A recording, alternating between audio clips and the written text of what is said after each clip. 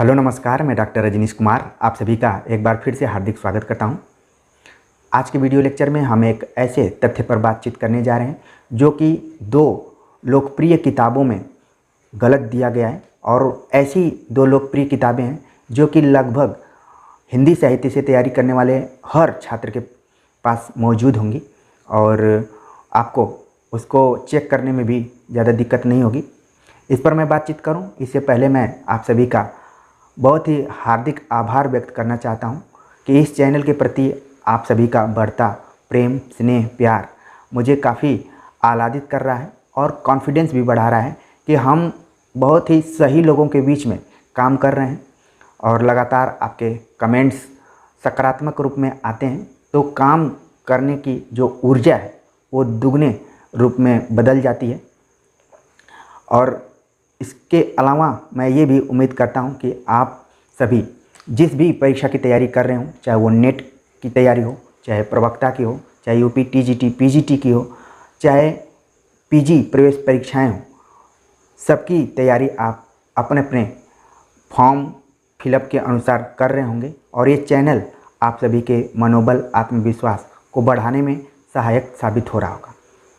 तो हमें लगा कि ऐसे तथ्य जो कि लोकप्रिय किताबों में गलत दे दिए जाएं तो उसका असर काफ़ी दूरगामी पड़ सकता है, क्योंकि बहुत सारे ऐसे बच्चे हैं जो कि उन्हीं किताबों को आंख मूंद कर पढ़ते हैं। मूल किताबों को पढ़ना वो बहुत ही दूभर कार्य समझते हैं और टाइम पास समझते हैं कि ये किताब पढ़ रहे हैं तो टाइम पास है, लेकिन मूल और प्रामाणिक किताबों को पढ़ने का अपना अलग आनंद है।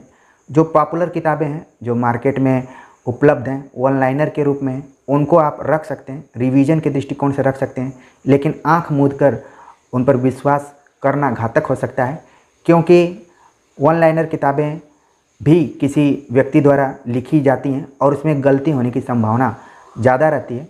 तो एक ऐसा ही तथ्य मुझे मिला।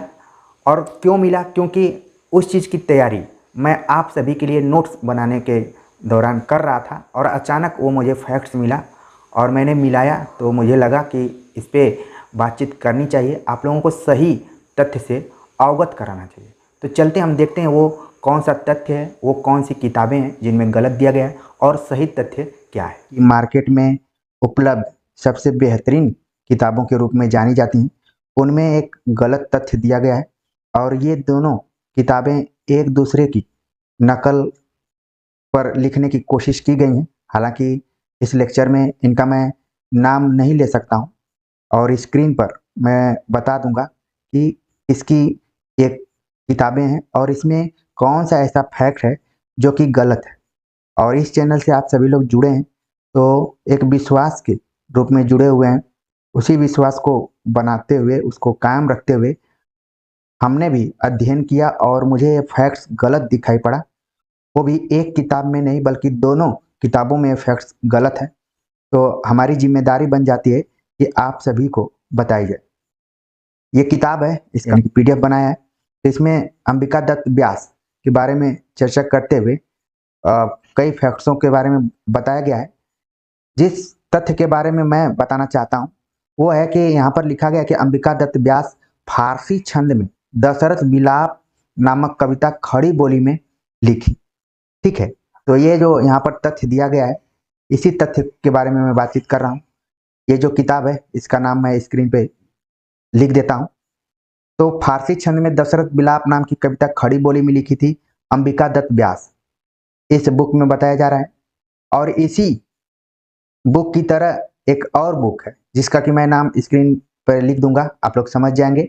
और मुझे पूरी उम्मीद है कि ये दोनों किताबें आप लोगों के पास होंगी ही होंगी, चाहे नेट के थ्रू हो चाहे यूपी टीजीटी पीजीटी के थ्रू। यहाँ भी लिखा हुआ कि अंबिका दत्त व्यास, तथ्य की जानकारी देने के बाद लिखा है इन्होंने फारसी छंद में दशरथ विलाप शीर्षक कविता खड़ी बोली में लिखी। तो इस बुक में भी यही बात लिखी गई है। अब मैं असलियत पर बातचीत करता हूँ कि असली बात क्या है। असली बात, जब मैं बातचीत आप लोगों से कर रहा हूँ तो ये मूल किताब को मैंने यहाँ पर लिया है जो कि आचार्य रामचंद्र शुक्ल का हिंदी साहित्य का इतिहास ग्रंथ है और इस ग्रंथ को ही आधार बनाकर तमाम किताबें लिखी गई हैं। और हो सकता है कि मानवीय त्रुटियों के आधार पर ये तथ्य गलत ले लिए गए हों। अगर ये एक बुक में रहता तो मैं कुछ नहीं इस पे बोलता, लेकिन ये दोनों किताबें जो कि मार्केट में अपने अपने को बेहतरीन होने का दावा पेश करती हैं, तो मुझे लगा कि इस पे एक वीडियोज लेक्चर बनाना चाहिए। आप लोग उस तथ्य को देखिए कि दशरथ विलाप नाम की कविता फारसी छंद में किसने लिखा है। यहाँ पर देखिए हिंदी साहित्य का इतिहास ग्रंथ में रामचंद्र शुक्ल ने अंबिका दत्त व्यास के बारे में बातचीत किया है कि व्यास जी ने नए नए विषयों पर भी कुछ फुटकल कविताएं रची हैं जो पुरानी पत्रिकाओं में निकली हैं।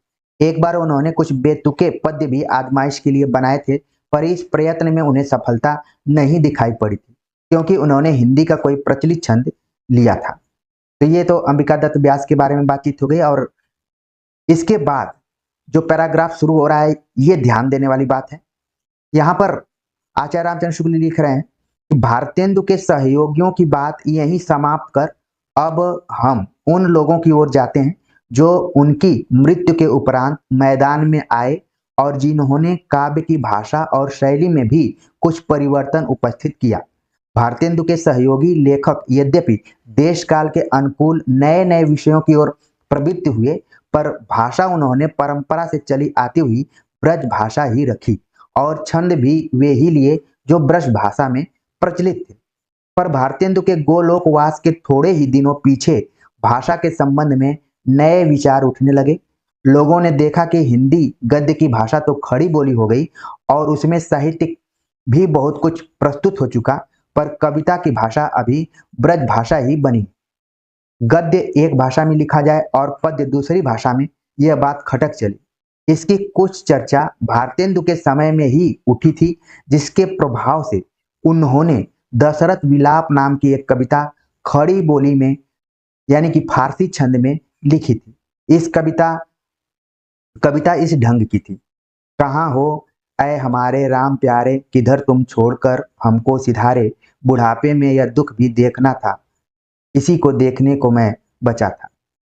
तो यहाँ पर जो मैं बताना चाह रहा हूँ, आचार्य रामचंद्र शुक्ल ने हिंदी साहित्य का इतिहास ग्रंथ में टॉपिक तो अंबिका दत्त व्यास हीडिंग दिया हुआ है, जिसको ध्यान में रखते हुए जो भी बुक्स बनाई गई हैं वन लाइनर, उनके बनाने वाले भी पढ़ने में यहाँ पर कहीं न कहीं मिस्टेक किए हैं। बात यहाँ पर अंबिका दत्त व्यास से पहले भारतेंदु, हरिश्चंद्र, प्रताप नारायण मिश्र, बद्री नारायण चौधरी, प्रेमगन और जगमोहन, इन लोगों के बारे में बातचीत किया है रामचंद्र शुक्ल ने। इसके बाद अंबिका दत्त व्यास के बारे में बात किया और इतना ही दूर तक अंबिका दत्त व्यास के बारे में। यहाँ से जो बात शुरू हो रही है एक नए मुद्दे पर बातचीत कर रहे हैं। मुद्दा ये है कि गद्य और पद्य दोनों की भाषा क्या होनी चाहिए, एक होनी चाहिए। इसी चीज पर ये पूरा पैराग्राफ आधारित है कि भारतेंदु हरिश्चंद्र के समय में भी ये मुद्दा उठा था कि गद्य पद्य की भाषा एक होनी चाहिए, लेकिन गद्य की भाषा खड़ी बोली हो चुकी थी, पद्य की भाषा ब्रज भाषा ही चली आ रही थी। यहाँ तक कि भारतेंदु भी ब्रज भाषा में ही लिखते थे। उन्होंने जब खड़ी बोली में लिखना शुरू किया था तो उन्होंने कहा कि इसमें भावनापन दिखाई पड़ रहा है, बहुत अच्छा नहीं लग रहा है, जो मिठास ब्रज भाषा में है वो खड़ी बोली में नहीं है। फिर भी उन्होंने प्रयास किया, जिसकी यहाँ पर बातचीत की जा रही है कि इसकी कुछ चर्चा भारतेंदु के समय में ही उठी थी, जिसके प्रभाव से उन्होंने यानी भारतेंदु ने दशरथ विलाप नाम की एक कविता खड़ी बोली फारसी छंद में लिखी थी। तो इसी तथ्य के तरफ मैं आप लोगों को ले जाना चाह रहा था कि भारतेंदु ने दशरथ विलाप नाम की एक कविता खड़ी बोली फारसी छंद में लिखी थी, लेकिन मार्केट में उन किताबों पर जिस पर कि आप सभी काफी विश्वास करते हैं और उन्हीं को पढ़ना पसंद करते हैं, उनमें ये गलत जानकारी दी गई है कि भारतेंदु ने नहीं बल्कि अंबिका दत्त व्यास को बताया जा रहा है कि उन्होंने दशरथ विलाप नाम की कविता खड़ी बोली में लिखी हुई है। तो दो किताबों में ये तथ्य दिए गए हैं, दोनों किताबें एक दूसरे पर नकल की गई हैं, नकल करके ही लिखी गई हैं। और आप जानते हैं कि एक किताब जो पहले नंबर पर किताब है इसमें, वो ज्यादातर साहित्य के विद्यार्थियों में प्रिय है, और दूसरी जो किताब है वो खास सिविल सर्विसेज के लिए महत्वपूर्ण रही है, लेकिन अब उसने भी अपने पांव पसारने शुरू कर दिए हैं। तो कहीं न कहीं से जो विशेषज्ञता होती है वो अपने से बाहर जब फैलने लगती है तो कुछ न कुछ कमजोरियां छोड़कर चली जाती हैं। तो उम्मीद है कि आप लोगों को सही जानकारी पता चल गई होगी कि अंबिका दत्त व्यास ने नहीं बल्कि भारतेंदु हरिश्चंद्र ने दशरथ विलाप नाम की एक कविता खड़ी बोली फारसी छंद में लिखी थी। बाकी जो किताबों में तथ्य दिए गए हैं उन तथ्यों को तो देखिए ही, लेकिन मूल किताबों को जरूर पढ़िए अगर सही जानकारी आपको रखनी है तब। अगर यही एग्जाम में आ जाएगा तो बहुत सारे ऐसे बच्चे हैं जो कि भारतेंदु हरिश्चंद्र नहीं बल्कि अंबिका दत्त व्यास को ही सही मानकर आंसर लगाकर आ जाएंगे। तो उम्मीद है कि अब आप सही सटीक जानकारी पर विश्वास करेंगे और यही विश्वास आप सभी को इस चैनल के प्रति और मजबूत करता जा रहा है।